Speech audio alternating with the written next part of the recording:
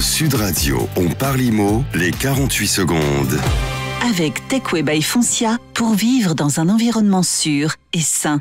Bonjour Frédéric Fougera, directeur de la communication du groupe Emeria. Frédéric, est-il toujours aussi compliqué de se débarrasser des squatteurs ? Bonjour Marc. Cauchemar, fléau, il n'y a pas de mots suffisamment forts pour décrire ce que la présence de squatteurs dans un logement représente pour un propriétaire.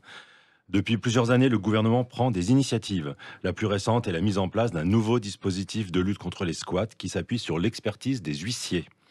Avec l'aide de la Chambre nationale des commissaires de justice, le gouvernement a décidé de mobiliser les huissiers de justice pour accompagner les propriétaires tout au long de la procédure, du constat d'occupation illégale de votre bien jusqu'à la restitution de celui-ci, en passant par la procédure judiciaire.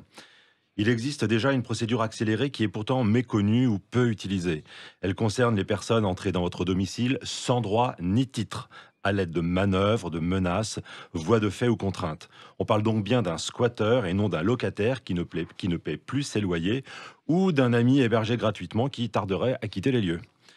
Attention, seul un tribunal peut ordonner l'expulsion d'un squatteur. Il n'est donc pas question de faire justice soi-même. Certains propriétaires excédés ont pu être tentés d'agir directement. C'est fortement déconseillé et les risques sont grands de se retrouver condamnés pour avoir tenté de récupérer la jouissance de son bien. Ce serait quand même dommage. Voilà Marc, la question des squatteurs évolue en faveur des propriétaires abusés, mais le sujet reste très sensible. Merci Frédéric Fougera, et à la semaine prochaine. Et on rappelle à ceux qui nous écoutent qu'ils peuvent retrouver cette chronique sur la playlist Techway by Foncia sur la chaîne YouTube de Foncia.